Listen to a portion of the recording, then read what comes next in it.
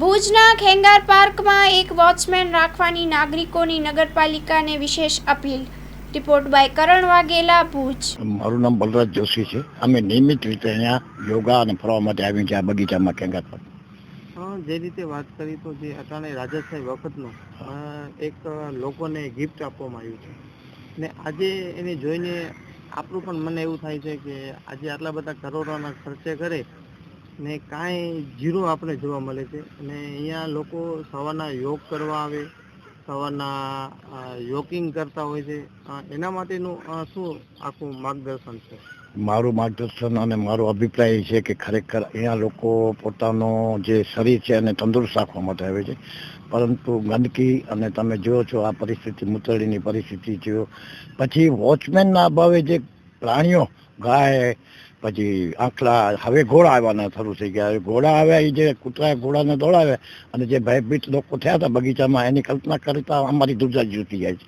એટલે કમસે કમ ચીફ ઓફિસરને અને નગરપાલિકાને અને સત્તાવાળાઓને વિનંતી છે કે આ જગ્યા ઉપર વોકવેમાં, બગીચામાં રખરખાવ અને વોચમેનનો વધારો કરે। વોચમેન નથી, આ નોંધનીય તો વસ્તુ થઈ ગઈ છે, જેના માટે ખરેખર અમે સિનિયર સિટીઝન છીએ, અમને એવો ભય લાગે છે કે અમે અહીંયા આવીને કંઈક અમને નુકસાન ન કરી બેસીએ। એટલે મહેરબાની કરી અને આને ગંભીરતાથી નોંધ લઈ અને સત્તાવાળો જાગે। કુંભકર્ણ પણ 6 મહિના જાગતા હતા, પણ આપણા સત્તાવાળાઓને આંખ નથી ખોલતી। આવો સારો બગીચો જેનો ઉદ્દેશ ફરવા માટેનો છે, અને શું એ લોકોએ રખરખાવના અભાવે ખરાબ હાલત કરી છે। તમે જો મૂતળીની હાલત અને આ રંગભવન જે બનાવીને રાખ્યો હતો જૂના જમાનામાં, એના જે સાધનો છે એ સડ્યા કરે છે, ઘણા લાંબા સમયથી બંધ પડ્યું છે। બીજી જગ્યાએ આપણે બગીચાઓ બનાવી, પણ જ્યાં જે હયાત બગીચા હોય એની જો ઉપેક્ષા કરવામાં આવે અને જો સુવિધાની બદલીમાં દુવિધા ઉત્પન્ન કરે તો આપણે કેવું લાગે એ તો તમે પણ વિચારી શકશો। આ તમારા માધ્યમ દ્વારા અમે એ કહેવા માંગીએ છીએ કે અમારા જેવા સામાન્ય નાગરિકોની તમે વાર્તા સાંભળો છો તે બધા અમે આશાપુરાનો, મહાસાપુરાનો પણ અમે આભાર માનીએ છીએ। તમારા આ ન્યૂઝના કંઈક અસર થાય અને આ જાગે એવી હું વિનંતી કરું છું સત્તાવાળાઓને। હા, લોકો અહીંયા યોગા તો કરતા આવતા હોય છે અને પોતાનું શરીર ફિટનેસ કરવા માટે। સિનિયર સિટીઝનને જો કોઈ અનબનાવ થઈ ગયો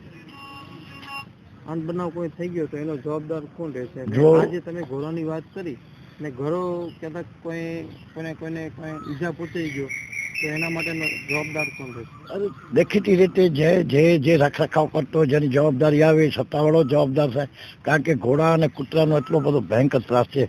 એવું નથી, આ ઘોડા ઉમેદનગર કોલોનીમાં દોડે છે, અમે જોયા છે। અને એક વખત મેં મારી જાતે જોયો હતો કે રોડ ઉપર દોડતા હતા ત્યારે જે 2 એક્ટિવા આપણે લાત મારીને ફગાવી દીધો હતો, એ આંખ સામે મારી નજર સામે આવે છે। એટલે વહેલી તકે આવા આખલાઓ, ઘોડાઓ, કૂતરાઓનો જો અંકુશ રાખવામાં આવે અને જો નગરપાલિકાનો સત્તાવાળો જાગે તો ખરેખર જનતા માટે બહુ આશીર્વાદરૂપ સાબિત થશે।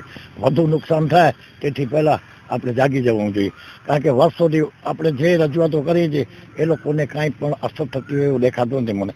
આ કૃષ્ણાજી પુલ છેલ્લા કેટલા વર્ષથી બંધ છે, અત્યારે રોજ નાના મોટા અકસ્માતો થાય છે। હજી એ કહે છે કે ગ્રાન્ટના અભાવે તમે તમારામાં પૈસા વાપરતા હો અને આવી વસ્તુમાં બગીચાઓને જે જનતા માટેની ઉપયોગી છે એમાં જો ખ્યાલ ન રાખીએ તો ખરેખર આ દુઃખદ કહેવાય।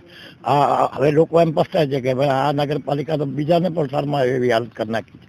એટલે કલેક્ટર સાહેબે દરબાનગીરી કરી, ચીફ ઓફિસ સાહેબને વિનંતી કરું છું કે બગીચા પ્રત્યે દુર્લક્ષ ન સેવે અને એક સારું કામ કરે।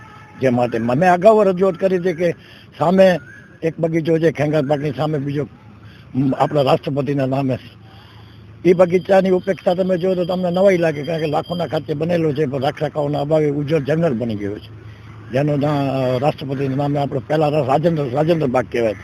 તમે ત્યાં જઈને ફોટોગ્રાફી કરતો તમને એ ખબર પડશે। એટલે ભુજની ઉપેક્ષા થઈ રહી છે એમ જનતા માની રહી છે, પણ જનતા લાચાર છે, મૌન સેવી રહી છે। જવાબદારી જનતાની છે, થોડું કહેવું જોઈએ, પરંતુ હવે આપણે બધું બરાબર ચાલે છે એમ જ આપણે જો કહેતા હોઈએ તો પછી આમાં જે સત્તાવાળો જલ્દી કાંઈ કામ કરી આપે એવું મને નથી દેખાતું કે કોઈ રિઝલ્ટ મળી શકે।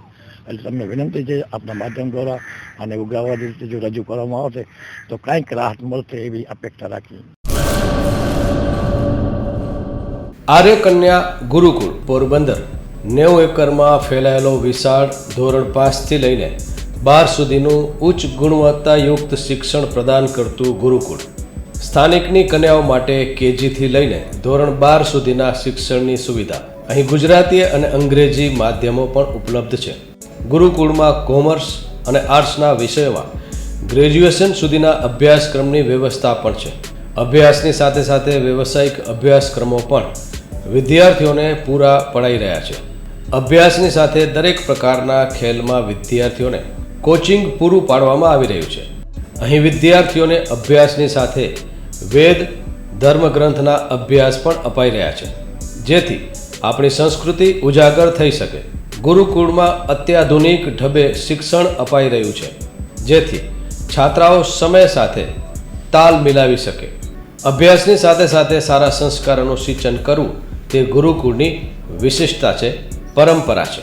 આર્ય કન્યા ગુરુકુળ પોરબંદરમાં આપની દીકરીઓના એડમિશન માટે આજે જ સંપર્ક કરો 8258 030 33 8258 040 44.